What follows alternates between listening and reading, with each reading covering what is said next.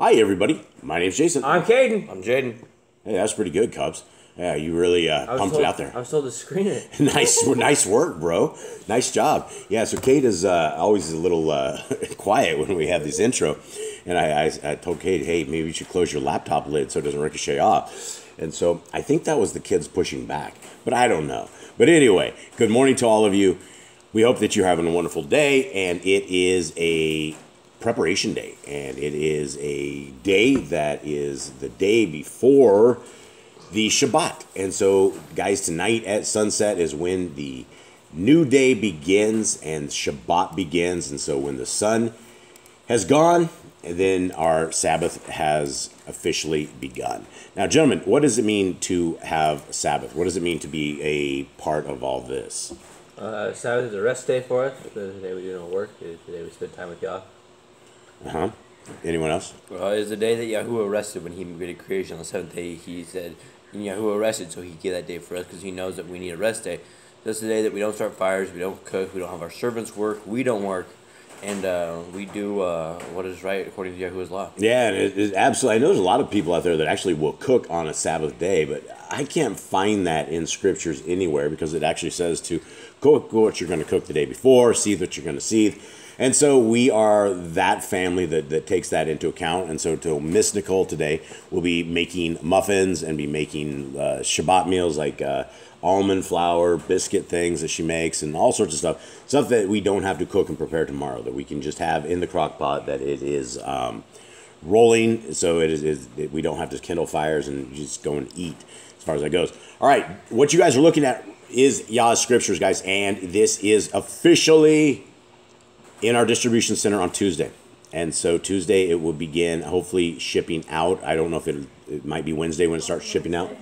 Probably Wednesday when it's going to be shipping out, but we have everyone's orders in, so it will go flying out. And so for those of you who are looking for an update on Yah Scriptures, they are almost there. For anyone who doesn't know what Yah Scriptures is, number one is absolutely free of charge. You can go to yahscriptures.com, and there's under the downloads, there is the regular scriptures that it has the Tanakh, the Besorah.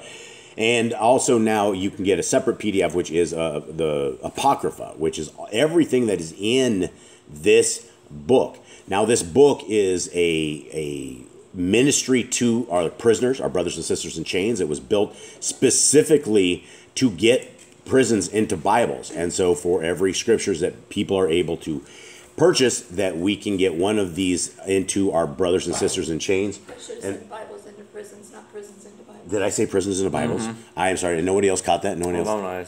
Okay, well, thanks a lot, guys. Thanks for letting me roll with that. Yeah, so we're trying to send Bibles into prisons, not prisons into Bibles. Yeah, that's not good. It's one of these days.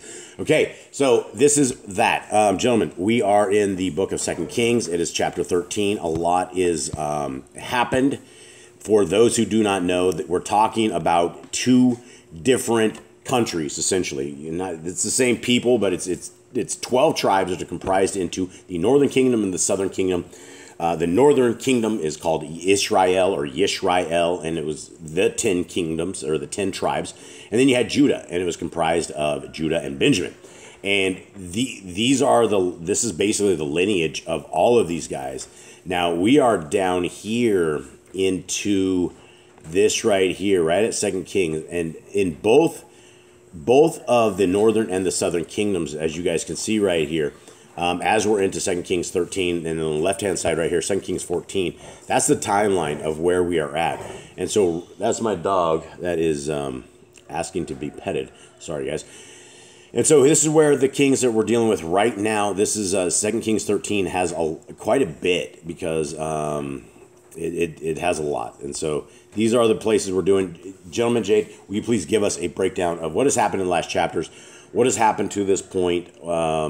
Just the people that never listen to this stuff. What's going on right here? We've been on through king after king after king. They sin. One will be semi-decent, and then they'll sin again. They just keep getting worse. There was a young child named, I think it was Joash. Joash, the one kid that was 7. His grandmother started killing all the children of the reign. His nurse and basically his maid took care of Joash when he was a baby, took him out, ran away with him, hid from them, and then when he was 7 years old, he began to reign, and he had a priest that took care of him and taught him, and then he did good, and they were trying to repair the temple, and the kings are all just doing evil in Israel and keep doing worse. You know, it's like the days of Jeroboam, and they keep getting worse. Now it's the days of Achab and then Jezebel, and they just keep sitting, and they are being fought by their enemies. Yeah, and they're essentially, they have enemies all around them, and the bottom line to everything in scriptures from page 1 to the end of Revelation and all the Apocrypha is that there is a set of people that are what you would call a covenanted people, an in-covenant people.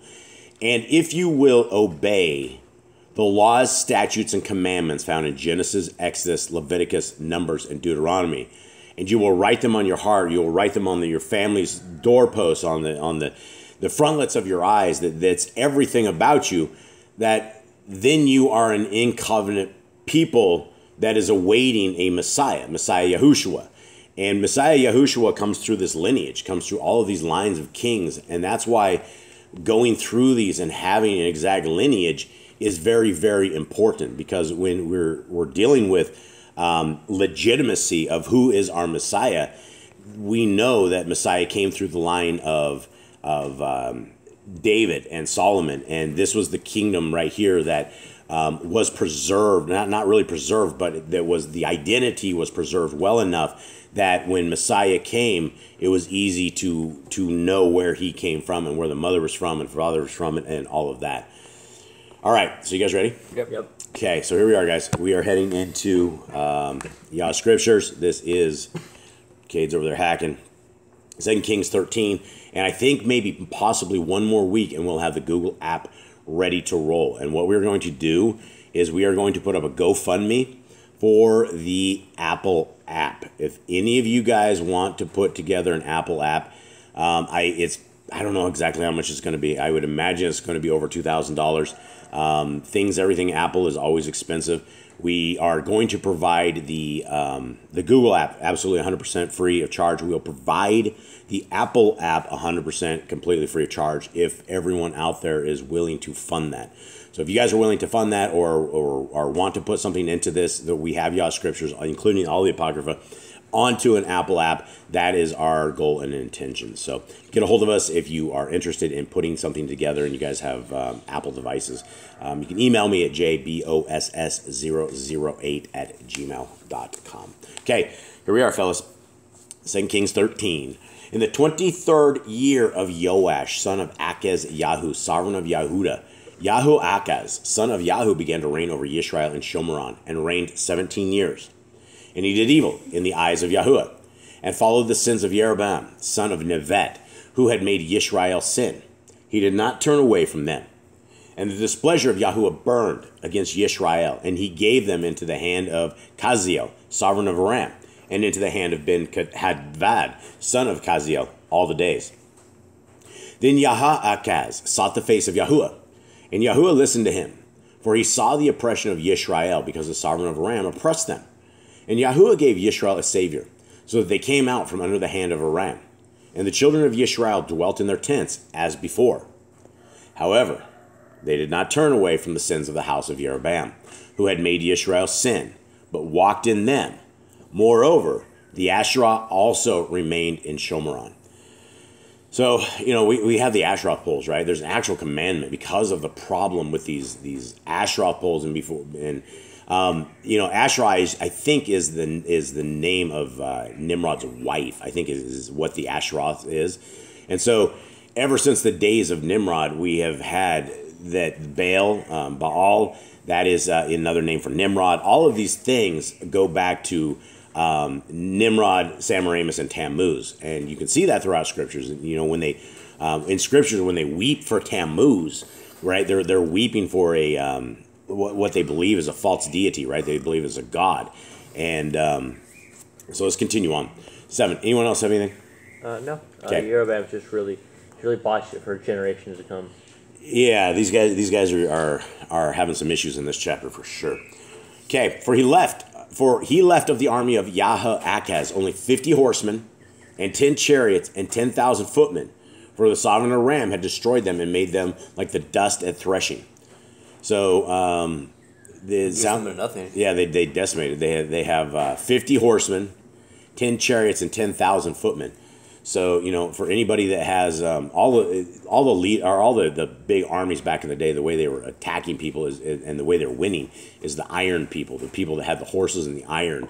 When they figured out the chariots and they had the wheeled vessels, and the foot soldiers are only so much, and they can definitely do some damage. But as far as who was doing all the damage, it was those the horsemen and chariots, and so they didn't leave them hardly anything.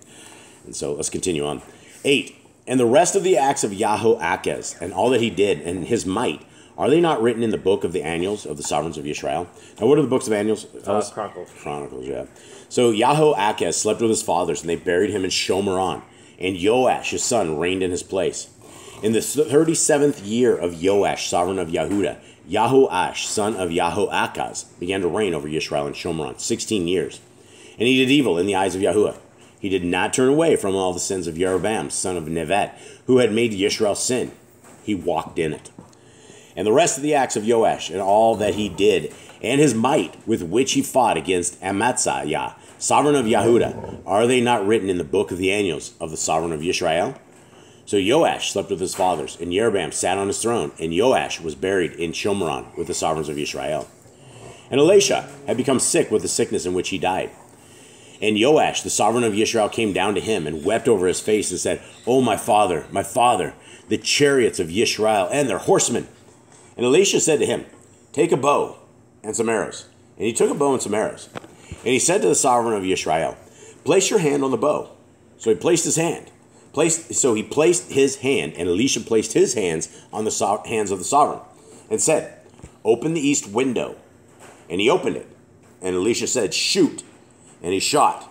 Then he said, "The arrow of deliverance of Yahuwah, and the arrow of deliverance from Aram, for you shall smite Aram at Aphek until it is finished."